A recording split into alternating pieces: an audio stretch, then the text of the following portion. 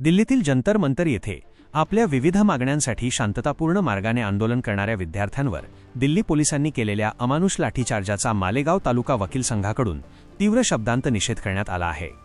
या संदर्भात वकील संघाने मालेगावच्या तहसीलदारांमार्फत वाशिमच्या जिल्हाधिकाऱ्यांना निवेदन सादर केले असून हे निवेदन केंद्रीय गृहमंत्री आणि महामहिम राष्ट्रपतींना पाठवून दोषी पोलीस अधिकाऱ्यांवर तात्काळ कारवाई करण्याची मागणी केली आहे। मालेगाव तालुका वकील संघाच्या पदाधिकाऱ्यांनी दिलेल्या निवेदनानुसार लोकशाही मार्गाने आणि शांततेच्या मार्गाने आपल्या हक्कांसाठी लढा देणाऱ्या विद्यार्थ्यांवर अशा प्रकारे पोलीस बळाचा वापर करणे अत्यंत संतापजनक व लोकशाहीचा गळा घोटणारे आहे।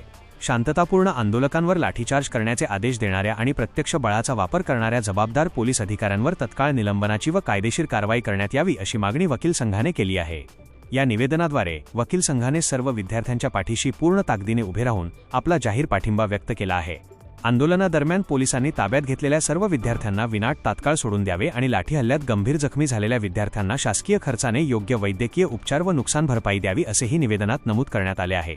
संविधानाने दिलेल्या शांततापूर्ण आंदोलनाच्या मौलिक अधिकाराची गळचेपी करण्याचे सत्र तात्काळ थांबवण्यात यावे असे मत वकील संघाने व्यक्त केले आहे।